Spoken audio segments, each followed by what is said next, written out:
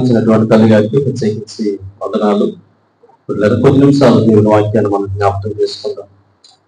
ఇది నా వాక్య పరిచర్య కొరకు సిద్ధపరచబడినటువంటి లేఖన భాగము 80వ కీర్తన భాగము నుండి కొన్ని మాటలు మనం జ్ఞాపకం చేసుకుందాం. బైబిల్ గ్రంథంలో 80వ కీర్తన భాగము 8 చరణాల నుండి 11 చరణాల వరకు మనం జ్ఞాపకం చేసుకుందాం. ఇక్కడ తెలియచబడినటువంటి వాక్య పట్టణంలో, నీవు ఐగుప్తులో నుండి ఒక ద్రాక్ష వలను తెచ్చితివి, అన్ని జనులను వెళ్ళగొట్టి దాని నాటితివి, దానికి తగిన స్థలము సిద్ధపరిచితివి, దాని వేరు లోతుగా పారి అది దేశమంతటా వ్యాపించును. దాని వేరు లోతుగా పారి అది వ్యాపించును. దాని వేరు లోతుగా పారి వ్యాపించును, దేశమంతా వ్యాపించిన రాయబడి ఉంది. ఇక్కడ నిజానికి బైబిల్ గ్రంథంలో చాలా సందర్భాల్లో మనం జ్ఞాపకం చేసుకున్నటువంటి అంశాలు, దేవుడు కొన్ని సందర్భాలలో కొంతమంది వ్యక్తుల యొక్క జీవితాలు మనం గమనిస్తున్నప్పుడు వారు చూడడానికి ఏ విధమైనటువంటి సపోర్టు లేని వారుగా మనకు కనబడుతూ ఉంటారు, ఏ విధమైనటువంటి ఆధారం లేని వారిగా, ఏ విధమైనటువంటి బ్యాక్గ్రౌండ్ లేని వారిగా మనకు కనబడుతూ ఉంటారు. బైబిల్ గ్రంథంలో అలాంటి వ్యక్తుల యొక్క జీవితాలు ఉన్న పాటున సడన్ గా మనం వెనక్కి కొన్ని సందర్భాల్లో ఆలోచించేటప్పటికి ఈ వ్యక్తి ఇంత సడన్ గా ఎలా ఆశీర్వదించబడ్డాడు, లేదంటే ఇంత ఉన్నపాటిని ఎలా ఈ స్థాయికి వచ్చాడు అని చాలా సందర్భాలలో ఆశ్చర్యపోవలసినటువంటి దాఖలాలు ఉన్నాయి. బైబిల్ గ్రంథంలో మాత్రమే కాదు, లోకంలో కూడా చాలా సందర్భాల్లో మనకు తెలుసు కొంతమంది వ్యక్తుల యొక్క జీవితాలు ఎలా ఉంటాయంటే ఊహించని రీతిగా మనం చూసినప్పుడు వారు చాలా ఎక్తాలి కారణంగా ఉంటారు, లేదంటే సమాజంలో విడబడినగా ఉంటారు, ఏ విధమైనటువంటి బ్యాక్గ్రౌండ్ లేని వారుగా ఉంటారు. కానీ ఉన్న పాటిన ఒకనొక సమయంలో వారి గురించి ఆలోచన చేస్తే మన ఊహలకు కూడా అందలేని స్థితిలో వారు, అంటే ఎలా జరిగింది అని మనం ఆలోచన చేస్తున్నప్పుడు ద్రాక్షవల్లి అనేది చాలా చిన్నదే. ద్రాక్షవల్లి అనేది చాలా చిన్నదే. కానీ ఇక్కడ దైవజనుడి ద్వారా దేవుడు మాట్లాడుతున్నటువంటి ఒక మాట చూడండి. నువ్వు ఐగుప్తులో నుండి ఒక ద్రాక్షవల్లిని తెచ్చితివి, అన్యజనులను వెళ్ళగొట్టి దాన్ని నాటితివి, అది తగిన స్థలము సిద్ధపరిచితివి, దాని వేరు లోతుగా పారి అది దేశమంతగా వ్యాపించను, దాని నీడ కొండలను కప్పిను, దాని తీగలు దేవుని దేవదార వృక్షములను ఆవరించను, దాని తీగలు సముద్రము వరకు వ్యాపించను, యూఫ్రటీస్ నది వరకు దాని రెమ్మలు వ్యాపించు. యూఫ్రటీస్ నది వరకు అంటే దానికి ఉన్నటువంటి ఘనత, చాలా చిన్న చెట్టు, చాలా చిన్నదే. అంటే నేను మీకు తెలియజేసినట్లుగా చాలా చిన్న వ్యక్తే, ఏ విధమైనటువంటి అవకాశం లేనటువంటి జీవితాలు కలిగిన వారు. బైబిల్ గ్రంథంలో కొన్ని విషయాలు నేను ముందుకు తీసుకురావడానికి ఇష్టపడుతూ ఉన్నాను. అంటే ఈరోజు మన యొక్క జీవితాలలో మనము ఇలా మారడానికి, అంటే ఒక చిన్న చెట్టు ఆశీర్వాదకరమైన స్థితిలోకి మారింది అనడానికి కారణం ఏంటి అని ఆలోచన చేస్తే దాని వెనకలు ఉన్నటువంటి కొన్ని విషయాలు మనం జ్ఞాపకం చేసుకున్నాం. చూడండి, ప్రకటన గ్రంథము 5వ అధ్యాయము 5వ వచనాన్ని మనం జ్ఞాపకం చేసుకున్న ప్రకటన గ్రంథము 5వ అధ్యాయము 5వ వచనాన్ని మనం జ్ఞాపకం చేసుకుంటాం. అమ్మా, ఆ పెద్దలలో ఒకరు, ఇదిగో దావీదునకు సిగురైన యోధా గోత్రపు సింహము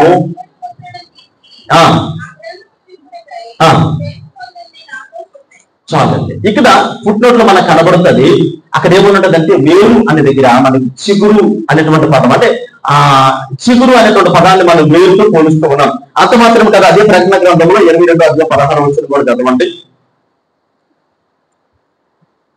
22వ అధ్యాయము 16వ వచనంలో కూడా చదివితే, ఈ సంగతుల కోసం మీకు సాక్ష్యం ఇస్తూ పంపి ఉన్నాను, నేను దావీదు వేరు చిగురును. చాలండి, దావీదు వేరు చిగురు. హల్లెలూయా. అంటే ఇక్కడ దావీదు యొక్క జీవితాన్ని మనం జ్ఞాపకం చేసుకుంటే వేరుతో పోలుస్తూ ఉన్నాడు. అంటే దావీదుని వేరుతో ఎందుకు పోలుస్తూ ఉన్నాడు అంటే దావీదుని దేవుడు వేరుతో పోలుస్తాడు, పిలుస్తూ ఉన్నాడు. వేరు అని దావీదు పేరు పెడుతూ ఉన్నాడు. నిజానికి మనకు తెలుసు, యెషయా గ్రంథంలో కానీ, ఇర్మీయా గ్రంథంలో కానీ, ప్రకటన గ్రంథంలో కానీ యేసుక్రీస్తు ప్రభువు వారిని ఎవరితో పోల్చారు? వేరుతో పోల్చారు. అందుకని యెషయా గ్రంథంలో మనం జ్ఞాపకం చేసుకుంటే, ఇర్మీయా గ్రంథంలో కానీ, ప్రకటన గ్రంథంలో కానీ 3 అధ్యాయాల్లో లేదా పుస్తకాల్లో మనం గమనిస్తే యేసుక్రీస్తు ప్రభువు వారిని వేరుతో పోల్చారు. ఎందుకు వేరుతో పోల్చవలసిన పరిస్థితి వచ్చిందంటే, ఇక్కడ బైబిల్ గ్రంథంలో మనం జ్ఞాపకం చేసుకున్నప్పుడు దేవుడు దావీదుకి ఇచ్చినటువంటి ఆ ప్రాముఖ్యత ఎందుకు అనంటే, దావీదు తన జీవితంలో దేవుణ్ణి ఏ రూపంగా వలుచుకున్నాడో. కొన్ని సందర్భాల్లో కొంతమంది క్రైస్తవ బిడ్డలు ఉంటారు, నిజానికి వారి దేవుని బిడ్డలను పేరు పెట్టుకుంటూ సంవత్సరానికి 2 సందర్భాలు దేవుని మందిరానికి వస్తారు. 2 సందర్భాలు చెప్పండి. 2 సందర్భాలు ఏంటో? క్రిస్మస్ ఒకటి, ఈస్టర్ ఒకటి. అంటే ఇలా 2 సందర్భాల్లో వచ్చేటువంటి బిడ్డల విషయంలో మనం ఆలోచన చేస్తే, దావీదు దగ్గరికి మనం వెళ్ళి, అయ్యా నీ పరిస్థితి ఏంటి, నీకు ఎవరు వస్తారు అని అడిగామనుకోండి, దావీదు ఏం చెప్తాడు? నేను ఇశ్రాయేలు జనాంగములకు 2వ రాజుని. అంత మాత్రమే కాదు, నాకు చాలా పెద్ద సంతానం ఉంది, పెద్ద కుటుంబం ఉంది, చాలా బరువు బాధ్యతలు ఉన్నాయి. మరి అయినప్పటికీ నీ దేవుడికి ఇంత సఖ్యత ఎలా చూపించుకున్నావు అని అంటే, దావీదు అంటాడు. చూడండి బైబిల్ గ్రంథంలో కీర్తన 16 కీర్తన భాగం 2వ చరణంలో దావీదు పలికేటువంటి చక్కటి మాట మనం జ్ఞాపకం చేసుకుందాం. 16వ కీర్తన భాగము 2వ చరణంలో భక్తులని దావీదు చెప్పేటువంటి మాట ఏంటంటే, నీవే ప్రభుడవు, నీకంటే క్షేమాధారం ఏమీ లేదని యెహోవాతో నేను మనవి చేయుదును. దావీదుకి మనం అడిగినటువంటి ప్రశ్నకి దావీదు ఏం సమాధానం చెప్తున్నాడంటే, అయ్యా నీకంటే క్షేమాధారం ఏమీ కూడా నాకు లేదయ్యా, నీవే నా దేవుడు, నీవే నా ప్రభుడు, అందుకనే నీవే ప్రభుడు, నీకంటే నాకు క్షేమాధారం లేదు. అంటే దావీదు ఎవరిని ఆధారం చేసుకున్నాడు? దేవుని మాత్రమే ఆధారం చేసుకున్నాడు. ఈరోజు మన జీవితాల్లో చాలా సందర్భాల్లో, మనం పులుపుల సందర్భాల్లో, మన ఉద్యోగాల్లో, మన ఆస్తిలో, బలగాల్లో, బలాల్లో దేవుని ఆధారం తీసుకొని లోకంలో పరిగెత్తుతూ ఉంటాం. మన ఆధారం మనకు శాశ్వతంగా ఉంటుందా అని అంటే, అది ఎన్నో రోజులు మనతోని రాదు అని దేవుని సేవకుడిగా తెలియజేస్తూ ఉన్నాను. అందుకని ఒక చిన్న కుటుంబమే, ఎవ్వరు లేని కుటుంబంలో ఒక 2 వ్యక్తులు ఉన్నారు, లేదా ఒక్కరే ఉన్నాం, మనకి ఏ విధమైన సపోర్ట్ లేదు. చాలా సందర్భాల్లో నేను గత 3 రోజులుగా చాలా దుఃఖపడుతూ ఉన్నాను. ఒక 3 రోజులుగా ఒక్కనే కూర్చొని, పాస్టమ్మ గారికి చెప్పలేదు, పిల్లలకి వాళ్ళు సెలవులో ఉన్నారు కదా, సరే వాళ్ళ సంతోషాలు ఏది కాదనని నేను ఒక్కనే కూర్చొని చాలా వేదనకరమైనటువంటి పరిస్థితుల్లో దుఃఖపడుతూ ఉన్నాను. ఎవరికి చెప్పకుండా లేని విషయంలో చాలా మనోవేదనకు గురవుతూ ఉన్నాను. అయ్యా నేను అసలు నా పరిస్థితి ఏంటి, నేను అసలు ఎవరిని, నాకంటూ ఏమైనా ఉందా, అసలు నా దుస్థితి ఏంటి అంటే ఎందుకు బాధపడతానంటే, నేను ఒంటరిగా ఉండి ఒకవేళ నాకు ఏదైనా జరిగితే, పరిచయంలో ఉన్నది కరెక్టే, అంటే నాకు ఏదైనా జరిగితే నా ఫ్యామిలీ పరిస్థితి ఏంటి అని ఆలోచన చేస్తూ కొద్దిపాటి దుఃఖంతో అలా ఆలోచిస్తూ ఉన్నాను. నాకున్న బలహీనత కావచ్చు, లేదా శరీర బలహీనత కావచ్చు, లేదంటే ఏ ఇబ్బందులైనా, నాకు ఏదైనా జరిగితే నా కుటుంబ పరిస్థితి ఏంటి అని అలా ఆలోచిస్తూ ఉండగా ఈ వాక్యము నా మనసులో తట్టింది. భక్తుడైనటువంటి దావీదు జీవితంలో చాలా విస్తారమైనటువంటి ఆస్తి ఉంది, విస్తారమైనటువంటి బలగం ఉంది, విస్తారమైనటువంటి అంటే సైనికులు అందరూ కూడా దావీదుతో ఉన్నారు. కానీ ప్రాణ పరిస్థితులు ఎవ్వరూ కూడా దావీదుతో లేదు. హల్లెలూయా. నా మధ్యలో తట్టినటువంటి మాట అంటే, దావీదు ఎవరిని క్షేమాధారం చేసుకున్నాడు, ఎవరిని ఆధారం చేసుకున్నాడు అంటే, తనకున్న బలగాన్ని కానీ, బలాన్ని కానీ, కుటుంబాన్ని కానీ, ఆస్తిని కానీ, ఐశ్వర్యాన్ని కానీ, నిజానికి దావీదు ఏం చెప్పాలి? నా బలమైనటువంటి సైన్యం నాకు ఉందయా, నా బలమైనటువంటి ధనము నాకు ఉందయా, నాకు విస్తారమైన ఆస్తి ఉందయా, లేదంటే పేరు పెట్టేట్టు నా వెనకలు ఉన్నాయి, నాకు అది క్షేమాధారం అని పెట్టుకోవడం లేదు.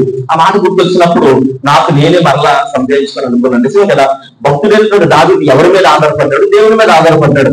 నేను చింతించినంత మాత్రాన నా సమస్యలు లేదా నా ఆరోగ్య పరిస్థితి ఏమి కూడా మెరుగుపడవు. అంటే నేను ఎవరిని ఆధారం చేసుకోవాలి?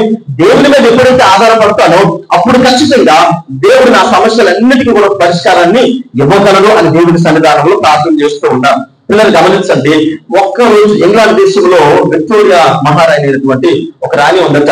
ఇంగ్లాండ్ దేశాన్ని పరిపాలించేటువంటి నాయకులలో ఆమె కూడా ఒక గొప్ప నాయకురాలుగా దేశంలో పరిపాలన చేస్తూ ఉంది. పరిపాలన చేస్తున్నప్పుడు ఒక అంటే విదేశాంగ మంత్రులు ఉంటారు కదా, వారందరూ కూడా కొన్ని సందర్భాల్లో కొన్ని దేశాలకి వెళుతూ ఉంటారు.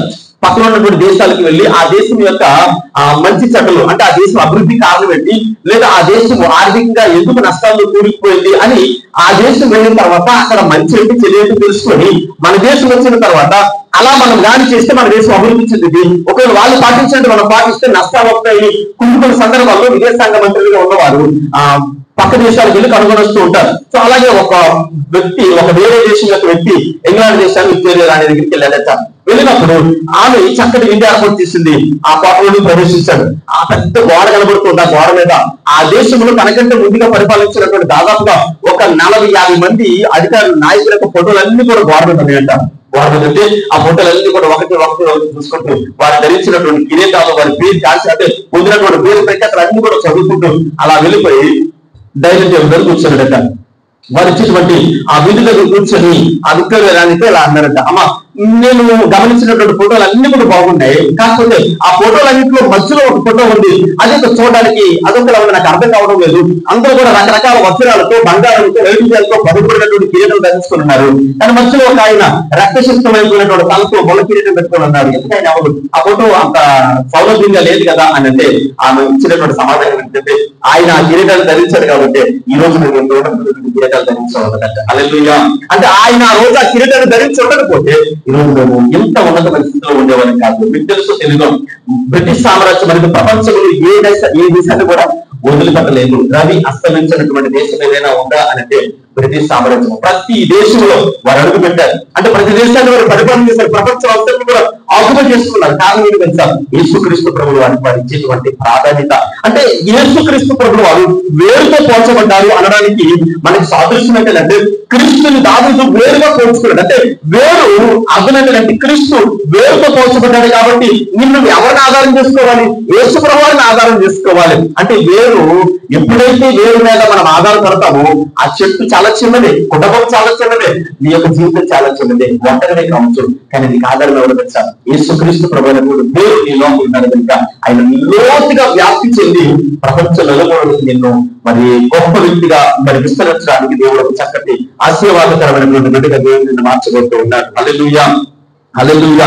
ఇలా గమనించండి, ఏదైతే ఏ కుటుంబం అయితే, ఏ సంఘం అయితే యేసు ప్రభువుని వేరుగా, అయ్యా నీవు నా జీవితానికి ఆధారం అయ్యా, నీవు నా జీవితానికి నాయకుడు అయ్యా, నీవు నా జీవితానికి అయ్యా ఈ లోకంలో ఎవరిని ఆధారం చేసుకోరు. నా బాలకం, నా ఉద్యోగం, నా కుటుంబం ఏది నాకు ఆధారం కాదు. నాకున్న ఆధారం ఏంటంటే నీవేనయ్యా అని దావీదు ఎలాగైతే దేవుడిని ఆధారం చేసుకున్నాడో, అందుకని దావీదు వేరు అని పేరు ఎందుకు పెట్టారనంటే, వేరుతో దావీదుని ఎందుకు పోల్చారంటే అక్కడ గమనించండి, యేసుక్రీస్తు ప్రభువు వారిని తనకు ఆధారం చేసుకున్నాడు. హల్లెలూయా. ఈ రాత్రికాల సమయంలో దేవుడు మనం ఆధారం చేసుకోగలుగుతున్నామా అంటే నీ జీవితంలో వేరే ఎవరై ఉండాలి? యేసు ప్రభు వారిగా ఉంటూ ఉన్నారు. రెండవది చెట్టుకి అంటే ద్రాక్ష వల్ల మనం జ్ఞాపకం చేసుకుంటూ ఉన్నాం. దానికి వేరు మొదటిది క్రీస్తుగా ఉన్నారు. రెండవది మరుగే ఉండాలి. వేరే ఎక్కడ ఉంటుంది? చెట్లు కొనుక్కునే సందర్భంలో చూడండి, మన రోడ్డు వెళ్తూ ఉంటే, ఏజెన్సీ ప్రాంతాలు వెళ్తూ ఉంటే చాలా పెద్ద చెట్లు ఉంటాయి. ఆ చెట్లు చూసుకుని అనిపిస్తుంది. కాబట్టి దీనికి దాదాపుగా 100 సంవత్సరాల చరిత్ర ఉందని అంటారు. చాలా పెద్ద పెద్ద చెట్లు ఉంటాయి. కొన్ని చోట్ల స్కూల్స్ లో ఉంటాయి. స్కూల్స్ లో ఆ స్కూల్ దాదాపుగా 120 సంవత్సరాలు, 130 సంవత్సరాలు అయితే ఆ క్లాస్ రూములు, ఆ తర్వాత బిల్డింగ్స్ అన్ని మారిపోతుంటాయి. కానీ చెట్లు మాత్రం చాలా పెద్దగా ఉంటాయి. ఆ మానవులు చూసినప్పుడు అనిపిస్తూ ఉంటుంది. ఆ చెట్టును చూస్తూ ఉంటారు, దాని కాయలు, దాని ఆకులు, దానికి ఉన్నటువంటి పువ్వులు, దాని ఫలాలు అన్ని చూస్తూ ఉంటాం. కానీ లోపల ఉన్నటువంటి వేరు మాత్రం ఎవరికి కనబడదు. ఆ చెట్టు అంత ఆశీర్వాదకరంగా ఉండడానికి గల కారణం ఏంటో తెలుసా? లోపల ఉన్నటువంటి వేరు అది ఎవరికి కూడా తనదని చూపించుకోదు. అంటే మరుగులు ఉంటారు, లోపల దాచబడి ఉంటుంది కనుక ఈరోజు మన జీవితాల్లో మనం ఎలా ఉండాలని దేవుడి సన్నిధానంలో మరుగై ఉండాలి. ఆదివారం కూడా అదే తెలియజేస్తారు. దేవుడి బిడ్డగా మనం ఏం చేసుకోవాలి? మరుగు చేసుకోవాలి, దాచుకుని ఉండాలి. అంటే మనకు ఉన్నటువంటి పరాంకులు కావచ్చు, మనకు ఉన్నటువంటి ఏ విషయాలైనా దేవుడి సన్నిధిలో ఎలా ఉండాలి? మనల్ని మనం పైకి తీసుకొని వచ్చుకొని ఉండకూడదు. కొన్ని సందర్భాలు మనం ఏమంటే మనలో మనం హైలైట్ చేసుకోవడానికి చాలా సందర్భాల్లో ప్రయాసపడుతూ ఉంటాం. ఏ బయటకు వచ్చి నిలబడి చెట్టు అవుద్ది, చచ్చిపోతుంది. అందుకని ఆ వేరు లోపలే ఉంటుంది. చెట్టుని అడిగినప్పుడు మనం ఎంత ఆశీర్వాదకరంగా ఉండడానికి కారణం ఏంటి అని అంటే, ఆ చెట్టు దగ్గర మనం వెళ్ళినప్పుడు ఆ చల్లదనాన్ని ఆస్వాదిస్తాం, చెట్టు అందాన్ని ఆస్వాదిస్తాం, చెట్టుకున్నటువంటి ఫలాలను మనం చక్కగా తింటూ ఉంటాం. అన్ని బాగా ఉన్నాయి. కానీ దానికి అంతటికి కారణం ఏంటంటే లోపల దాచబడి ఉన్నటువంటి మన వేలు కనుక. రెండవది ఏంటంటే దాచబడేటువంటి స్వభావం. కొన్ని సందర్భాల్లో మనం ఏం చేస్తామంటే దేవుడి సన్నిధానంలో కానుకలు వేస్తుంటాం కదా, చాలా మంది కానుకలు వేస్తారు. అంటే తప్పకుండా అర్థం చేసుకోకండి, మీకు అనుభవంలో తెలియజేసుకుంటాను. ఫర్ ఎగ్జాంపుల్ నేను 10,000 ఇచ్చాను అనుకోండి దేవుడి సన్నిధిలో. 10,000 ఇచ్చినప్పుడు నేను ఏం చేస్తాను? 10,000 తీసుకుని వచ్చి అందరూ చూస్తుండగా 10,000 ఇచ్చాను అనుకోండి. 10,000 ఇచ్చినప్పుడు నేను ఇప్పుడు చెప్తూ అది తీసుకుని వచ్చినప్పుడు ఎంత కలిసి వస్తే దాదాపుగా చర్చలో 100 మంది ఉంటే దాదాపుగా 200 మంది కలిసి వస్తాయి. అప్పుడు వాళ్ళందరూ ఎవరు తెలుసా? అప్పుడు దేవుడి సన్నిధికి అందించండి, 10,000 పాటించినట్ట. అంటే మీకు రావాల్సినటువంటి ఘనత, దేవుడు మీకు ఇవ్వాల్సిన ఆశీర్వాదాన్ని, అంటే దేవుడు ఉంటాడు నీకు విడిచేస్తే ఇచ్చినని తిరిగిపోతుంటాడు. ఇప్పుడు దాదాపుగా ఎన్ని కళ్ళు చూసాయి? 200 కళ్ళు చూసాయి. కాబట్టి దేవుడు నీకు రహస్యమంతా చూసి చూపిస్తానన్నాడు. 10 మంది చేస్తున్నాను అన్నాడు. అంటే 10 మందిలో చూసి నేను ఫలాలు ఇస్తానని దేవుడు చెప్పాడు. నువ్వు రహస్యమైనటువంటి దేవుడికి నువ్వు ఇచ్చినప్పుడు రహస్యమైన దేవుడి నీకు ఫలమును ఇస్తానంటే ఇప్పుడు 200 మంది చూసి అబ్బాయి ఇప్పుడు 10,000 ఇచ్చింది, ఇతను 10,000 ఇచ్చాడు అనగానే ఆ ఘనత అంటే నువ్వు ఇచ్చినటువంటి బహుమానం నువ్వు ఇచ్చినటువంటి కానుక అకౌంట్ అయిపోయింది. మళ్ళీ జీవన దగ్గర నుంచి నీకు ఏమి కూడా ఆశించవలసిన అవసరం లేదు, ఆశించడానికి కూడా లేదు. ఒకవేళ అంటే నీకు తెలియకుండా అసలు అందులో ఎంత పెట్టావో కూడా నేను ఎవరికి చెప్పవలసిన అవసరం లేదు. దేవుడి సన్నిధిలో ప్రార్థన చేసుకున్న ప్రభువా ఈ సన్నిధికి నీ పరిచయం నేను ఎంత బాగునుకున్నానని చక్కగా కవర్లో పెట్టి ఎవరికి తెలియకుండా తీసుకొచ్చి కాన్ఫరెన్స్ ఎప్పుడు వేసేది. అది 10 రోజులు మనం తీసి చదవకపోయినా ఎవరు మెచ్చుకోకపోయినా రహస్యం చేసినటువంటి ఫలము దేవుడు ఏం చేస్తాడు? మనుషులు మెచ్చుకున్న ఫలము రాదు, అదే దేవుడు మెచ్చుకుంటే ఖచ్చితంగా ఫలము ఇస్తాడు. అందుకని వేరు ఎలా ఉండాలి? దాచబడి ఉండాలి. వేరు బయటకు వస్తే దానివల్ల అంటే ఫలాలు ఉండవు, ఆశీర్వాదకరమైనటువంటి వృక్షాలు ఉండవు. ద్రాక్షవల్లి చాలా చిన్నదే, కానీ దానికి కారణం ఏంటంటే మొదటిది క్రీస్తుని ఆధారం చేసుకుంది, రెండవది ఎవరిని ఆధారం చేసుకుంది? ఎవరిని ఆధారం చేసుకుంది? రహస్యంగా ఉండడానికి ఇష్టపడుతూ ఉంది. రహస్యంగా ఉండాలి. ఒక రోజు నేను ఒక ప్రాంతానికి వాకింగ్ చెప్పడానికి వెళ్ళాను. ఒక ప్రాంతానికి వాకింగ్ చెప్పడానికి వెళితే అక్కడ వాకింగ్ చెప్పడానికి వెళ్ళి కాసేపు పోయిన తర్వాత అంటే వాకింగ్ చెప్పడానికి ఒక అరగంట 40 నిమిషాల టైం ఉంది. పాస్టర్ గారు కాసేపు కూర్చోండి, నేను ఒక దగ్గర కూర్చున్నాను. ఒక రూమ్ లో కూర్చోబెడితే అక్కడ కూర్చున్న తర్వాత అక్కడ ఫ్యాన్ ఉన్నటువంటి సడన్ గా కరెంట్ పోతే నా నెత్తి మీద ఫ్యాన్ సడన్ గా ఆగిపోతే అది అక్కడ నేల గాలి తగలట్లేదు. ఒకసారి ఫ్రెండ్స్ కూడా కానీ వ్యాపారులు గుర్తున్నారు వెంకటరమణ ఉంది. అంటే ఫ్యాన్కి 3 రెక్కలు ఉంటాయి కదా, ఒక రెక్క మీద ఏమో వ్యాపారం ఉంది, ఒక దాని మీద ఏమో గుడ్డు మీద ఉంది, ఒక దాని మీద ఏమో వెంకటరమణ ఉంది. నాకు అర్థం కాలేదు. అలా కూర్చొని చాలా సేపు వ్యాపారస్తులు గుడ్డు మీద వెంకటరమణ అంటే అర్థం కాదు. చాలా సేపు చదువుతాను. ఒక అతను వచ్చాడు, పాస్టర్ గారు అండి రండి మీరు అక్కడికి వచ్చేది కదా కరెంట్ పెట్టిన ఇబ్బంది పడుతుంది. బ్రదర్ మీరు ఏమవుతారంటే నాకు ఒక విషయం చెప్తారా అంటే ఈ ఫ్యాన్ మీద వ్యాపారస్తులు గుర్తు పేరు వెంకటరమణ ఉంది కదా.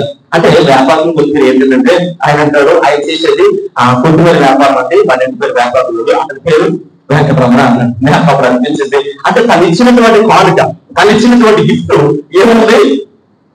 ఫ్యాన్ మీద. అంటే అందరూ వచ్చిన వాళ్ళందరూ కూడా కరెంట్ మీద ఏం చేయాలని చూడాలి. ఇప్పుడు ఎవరిది? వ్యాపారులు కొంచెం వెంకటరమణ గారిది. అంటే ఇప్పుడు దేవుడు ఇవ్వాల్సినటువంటి ఘనత ఇస్తాడా? మనుషులు చూసినప్పుడల్లా చూసి ఏం చేస్తారు? ఓకే ఎవరు ఇచ్చారు? అలానే వెంకటరమణ గారు ఇచ్చారు. అంటే ఆ ఘనత ఆశీర్వాదం అక్కడితో వెళ్ళిపోయింది. దేవుడు నీకు ఇవ్వాల్సినటువంటి బహుమానము ఇవ్వడు. దాచబడేవాడిగా ఉండాలి తప్ప 10 మందికి హైలైట్ చేసేవాడిగా ఉంటే దానివల్ల ఏ విధమైన ప్రయోజనము ఉండదు. దేవుడి సేవకునిగా కొన్ని సందర్భాల్లో నేను ఆలోచన చేస్తూ ఉంటాను. అంటే కొంతమందికి మనం ఏం అనలేం, అంతే వాళ్ళు అలా కోరుకున్నప్పుడు తప్పదు కళ్ళు మూసుకొని ప్రార్థన చేసేస్తాం. ఎందుకంటే చేయకపోతే వాళ్ళు బాధపడతారు. కానీ మీకు తెలియని విషయం ఏంటంటే రహస్యముకు మనం ఏదైతే చూస్తూ ఉన్నాము దేవుడి సన్నిధానంలో దానికి ప్రతిఫలం ఉంది. తీసుకుని వచ్చి మనము ఇంకో నేను ఇది చేస్తూ ఉన్నాను అని అంటే దానివల్ల చాలా ఆశీర్వాదాలు కోల్పోతాం. చెయ్యాలి కానీ దానివల్ల ఘనత మనము కోరుకుంటాం. దేవుడు అంటాడు నాకు చెందవలసిన మహిమలు నేను ఎవరికి ఇవ్వను. అంటే దేవుడికి చెందవలసినటువంటి మహిమ, దేవుడికి ఇవ్వాల్సినటువంటి ఘనత ఖచ్చితంగా దేవుడికి ఇవ్వాలి. నేను ఇవ్వాలనుకున్నది అయ్యా ఇదిగో దేవుడు నీకు ఇచ్చాడు కనుక దేవుడికి నీకు ఖచ్చితంగా తెలుసు. అట్టి విశ్వాసాలుగా మనం ఉండాలి. వేరే ఎక్కడ ఉండాలి? భూముల లోపలే ఉండాలి. దాచబడేది కానీ ఉండాలి తప్ప బయటికి వచ్చేదిగా ఉండకూడదు. కనుక ఇలా దేవుడి సన్నిధానములు మన యొక్క ఆధ్యాత్మిక జీవితాలలో మన యొక్క ప్రార్థన జీవితాలలో దేవుడి సముఖములు ఎలా ఉండాలి అంటే దాచబడేవారుగానే ఉండాలి. చాలా సందర్భాలు నేను ఒక పుస్తకంలో చదివాను. ఒక వ్యక్తి యొక్క టెస్టిమనీ చదివాను. కర్ణాటక రాష్ట్రంలో కలెక్టర్ గా పనిచేస్తున్నటువంటి ఒక వ్యక్తి యొక్క టెస్టిమనీ చదివినప్పుడు నిజంగా నేను కూడా చాలా ఆశ్చర్యం చెందాను.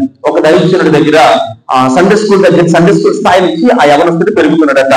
సండే స్కూల్ వయసు నుంచి యవనస్తుడు పెరుగుతూ ఉంటే ఆ యవనస్తుడికి అంటే చిన్నపిల్లడుగా ఉన్నప్పుడు 4th క్లాస్ లో ఉన్నప్పుడు పాస్టర్ గారు అన్నారట, అరే నువ్వు చెప్పులు స్టాండర్డ్ జాగ్రత్తగా ఉండు, చాలా మంది చెప్పులు కొత్త చెప్పులు వేసుకొస్తున్నారు, ఎత్తుకెళ్ళిపోతున్నారు కాబట్టి ఇక్కడ ఏమంటారని 4th క్లాస్ లో కూర్చోబెట్టారట. అబ్బాయి 7th క్లాస్ కి వచ్చాడు, 9th కి అలా వచ్చేస్తూ ఉంటే పాస్టర్ గారు ఒక ఆలోచించారంట, అరే నువ్వు 10th క్లాస్ కి వచ్చావు కదా, కొద్దిగా పెద్దవాడు కాబట్టి నువ్వు వద్దులేరా చిన్నపిల్లలు ఎవరైనా కూర్చోబెడతానంటే లేదు సార్ నేను ఇక్కడే కూర్చున్నాను అన్నాడట. ఇంటర్మీడియట్ కి వచ్చాడట. ఆ తర్వాత డిగ్రీ అయిపోయింది. డిగ్రీ అయిపోయిన తర్వాత గ్రూప్ రాస్తూ ఉన్నాడు. పాస్టర్ గారు వచ్చారంటే ఒకటే ఇక్కడ కూర్చోకరా చిన్నపిల్లలు ఎవరైనా కూర్చోబెడతాం, నువ్వు డిగ్రీ చదువుతున్నా కదా వద్దులేరా అని అంటే, వద్దు పాస్ గారండి నేను ఇక్కడే కూర్చుంటానండి అన్నదట.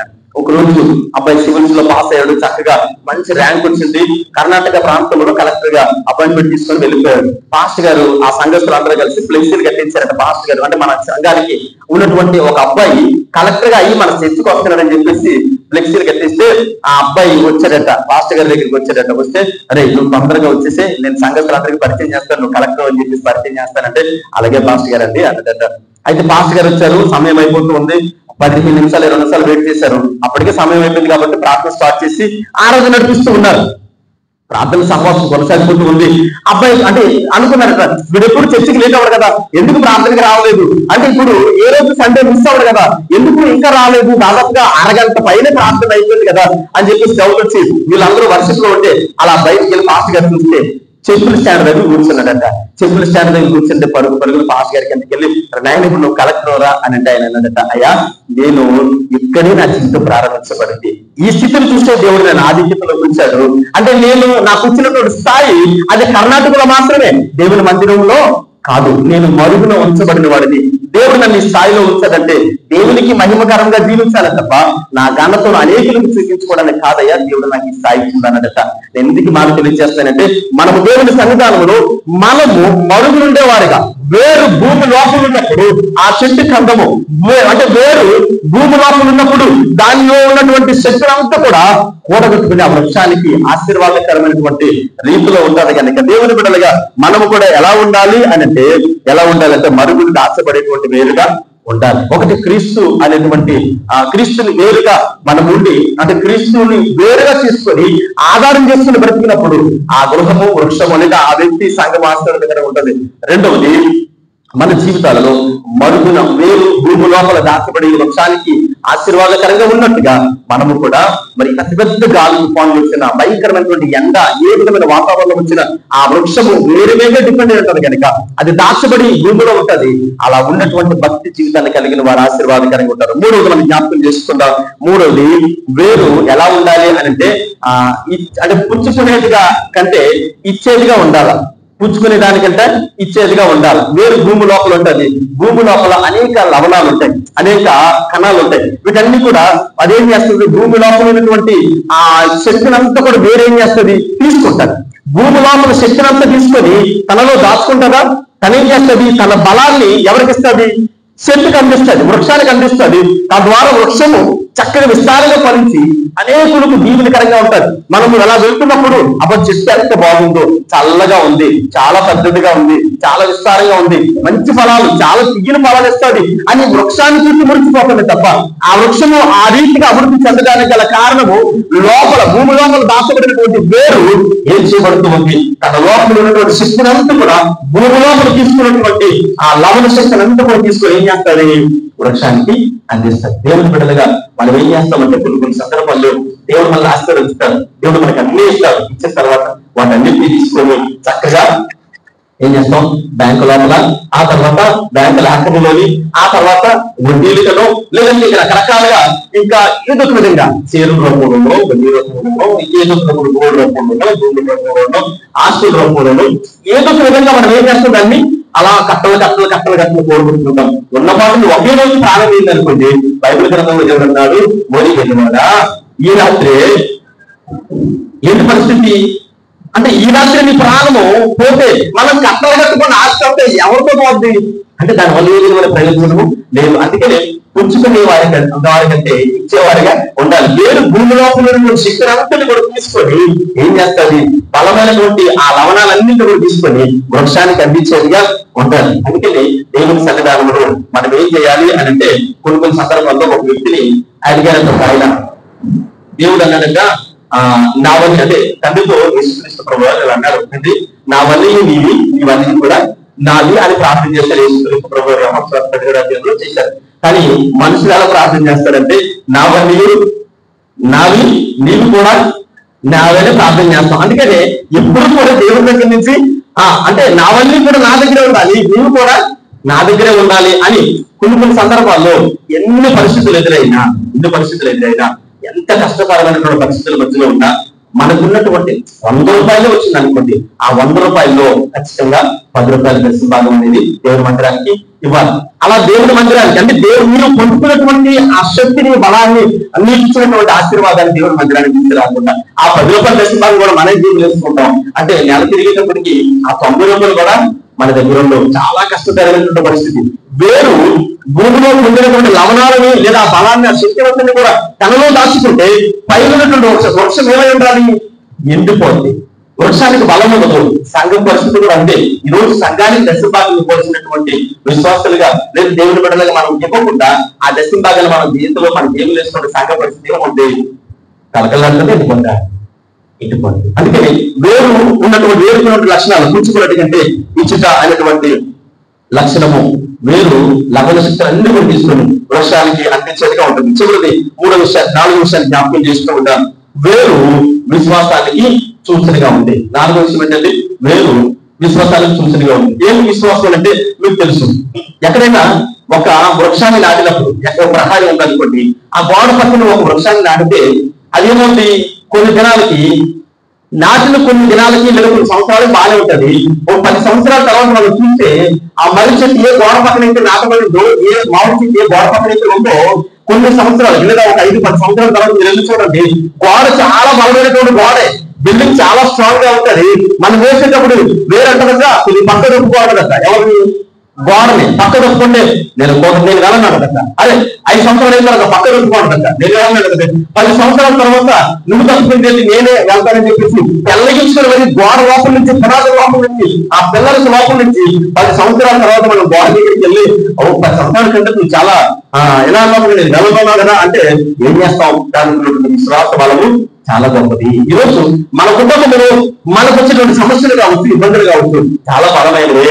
కానీ దేవుని సన్నిధిలో క్రీస్తు అనేటువంటి వేరుని ఆధారంగా చేసుకున్నప్పుడు, దేవుని సన్నిధానంలో నువ్వు మరుగున్నప్పుడు, అంటే నీ విశ్వాసం దేవుని సన్నిధానంలో దాచబడినప్పుడు, దేవునికి ఆశీర్వాదకరమైన కుమార్తెగా కుమారుడిగా ఉన్నప్పుడు పుచ్చుకున్నట్టు కంటే ఇచ్చుట్లో ఘనత నువ్వు తెలుసుకున్నప్పుడు ఖచ్చితంగా నీ విశ్వాస బలం ఎలా ఉంటుందంటే అది ఎంత పెద్ద రాయైనా, ఎంత పెద్ద గోడైనా, ఎంత పెద్ద పునాదైనా తెల్లగించుకొని తన విశ్వాస వేరు లోతులకు వెళ్ళిపోతట. అలా వెళ్ళడం ద్వారా ఎంత పెద్ద గోడైనా తెల్లగించబడి వృక్షం యొక్క బలానికి పెంచడానికి వేరేమవుతుంది? లోతులకి లోతుగా వేరు పాడుతుంది వల్ల ఆ వృక్షము కలకలలాడుతూ ఉంటారంట. పిల్లలు గమనించండి, ఇవన్నిటికీ కారణం ఏంటంటే చూడండి, ఒక వాక్య భాగం చదివించి ముగించేస్తాను. ఒక వాక్యం అడుగుతుంది. యెహెజ్కేలు గ్రంథము 31వ అధ్యాయము 7వ వచనంలో జ్ఞాపకం చేసుకున్నాం. యెహెజ్కేలు గ్రంథము 31వ అధ్యాయం 7వ వచనం చదువుకుంటాం. ఈలాగున అది కొమ్మలు కలిగి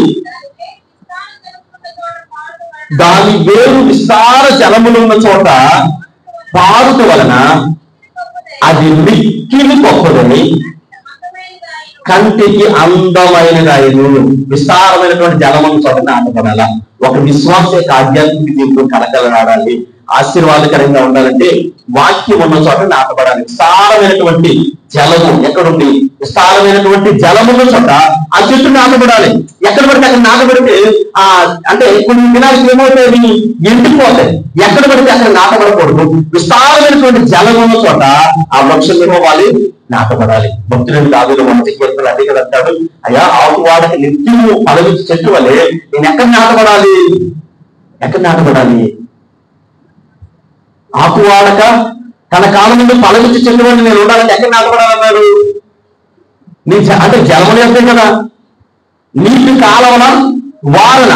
అంటే మనము వాక్యపు నీడలో ఎప్పుడైతే మనం నాటబడతామో, జలముల చుట్టూ ఎప్పుడైతే నాటబడతామో, ఈ 4 విషయాలు గమనించండి. ఒకటి, క్రీస్తుని ఆధారంగా చేసుకోవాలి. వేరు ఎవరిని ఆధారంగా చేసుకోవాలి? నువ్వు నీ భక్తిని క్రీస్తు మీద వేసుకోవాలి. రెండవది, నువ్వు ఎలా ఉండాలి? వేరు భూమి లోపల దాచబడి వృక్షానికి బలగొస్తున్నట్టుగా నువ్వు దాచుకోవాలి, పైకి చూపించుకోకూడదు. అయ్యా నేను ఇలా ఉండడానికి కారణం నువ్వే. భక్తులను దావీదు చేసిన ప్రతి క్షణము దేవుని మీద ఆధారపడ్డాడు.